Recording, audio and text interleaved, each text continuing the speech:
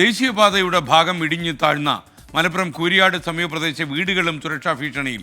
കുരിയാട് സ്വദേശി ഷെരീഫയുടെ വീട് അപകട ഭീഷണിയിലാണ്. സമീർ ബിൻ കരീം കുരിയാട് നിന്ന് റിപ്പോർട്ട് ചെയ്യുന്നു. പറയൂ സമീർ.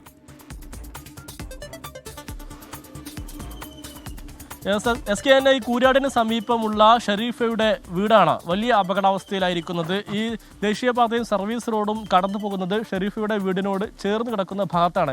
ഇവിടെ ഒരു ഓവുചാല് ഇവിടെ നിർമ്മിച്ചിരിക്കുകയാണ്. ആ ദേശീയപാതയിലൂടെ ഉടനീളമുള്ള വെള്ളം വലിയ ശക്തിയായി ഈ ഓവുചാലിലൂടെ ഈ വീട്ടുമുറ്റത്തേക്ക് കടന്നു വരുന്നു എന്നുള്ളതാണ് വലിയ അപകടത്തിലേക്ക് കൊണ്ടുപോകുന്നത് എന്നുള്ളതാണ് ഈ ഷെരീഫ പരാതിയായി പറയുന്നത്. മാത്രമല്ല, ഇത്തരത്തിൽ വലിയ ഉയരത്തിലാണ് വീടിനോട് സമീപം തന്നെ റോഡ് സ്ഥിതി. അതുകൊണ്ട് തന്നെ ഏത് നിമിഷവും ഈ വീട് ഈ റോഡെല്ലാം തന്നെ താഴോട്ട് നിലംപൊത്തുമോ എന്നുള്ള ആശങ്കയും ഷെരീഫക്കുണ്ട്. ഈ കുരിയാട് അപകടം നടന്ന പശ്ചാത്തലത്തിൽ കൂടിയാണ് ഇവരുടെ ആശങ്ക വർദ്ധിച്ചിരിക്കുന്നത്. ഈ അപകടം നടന്ന കുരിയാട് ഏതാണ്ട് മീറ്ററുകൾ മാത്രമാണ് ഷെരീഫയുടെ വീട്ടിലേക്കുള്ള ദൂരം എന്നുള്ളതാണ് ഏറ്റവും പ്രധാനപ്പെട്ട കാര്യം. നേരത്തെ ഇതുമായി ബന്ധപ്പെട്ട് പലയിടങ്ങളിലായി ഷെരീഫ പരാതി നൽകിയിരുന്നെങ്കിലും ഒരു തരത്തിലും ഇതുമായി ബന്ധപ്പെട്ട് നടപടി സ്വീകരിക്കാൻ ബന്ധപ്പെട്ടവർ തയ്യാറായില്ല എന്നുള്ളതാണ് ഷെരീഫ പറയുന്നത്. ഷെരീഫ ഇപ്പോൾ നമ്മോടൊപ്പം ചേരുന്നുണ്ട്.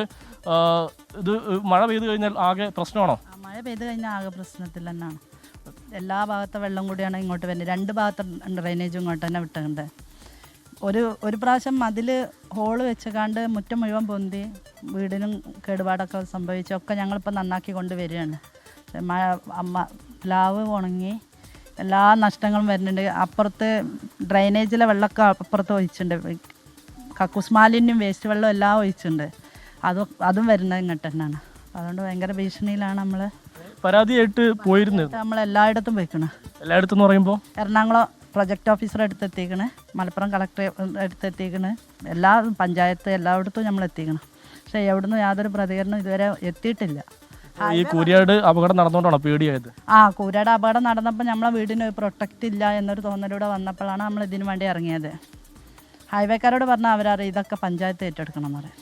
പഞ്ചായത്ത് പോകുമ്പോൾ അവർ ചെയ്യാൻ നോക്കാറ്, അങ്ങനെ പോവാണ് സംഭവം. ഇത് ഇപ്പോഴത്തെ ഈ ഫോഴ്സ് വെച്ചിട്ടല്ല, നമ്മുടെ വീട് കണ്ടോ, ചളിയാണിത്, ഒഴുകി വന്ന് ചളിയാണിത്. വീട് മൊത്തം ഇതിൻ്റെ ഒപ്പം ചളി വരിക, വെള്ളത്തിൻ്റെ ഒപ്പം. അതേപോലെ അവിടെ മുകളിലൊക്കെ ആൾക്കാർ എന്ത് ചെയ്യും, രാത്രി വന്നിട്ട് വേസ്റ്റ് തട്ടും. അത് മൊത്തം ഇവിടെ വന്നിട്ട് 2-3 ദിവസമൊക്കെ ഭയങ്കര സ്മെല്ലൊക്കെ ആയിട്ട് ഇവിടെ ഭയങ്കര ബുദ്ധിമുട്ടാണ് നമുക്ക് ഈ ഒരു വിഷയം.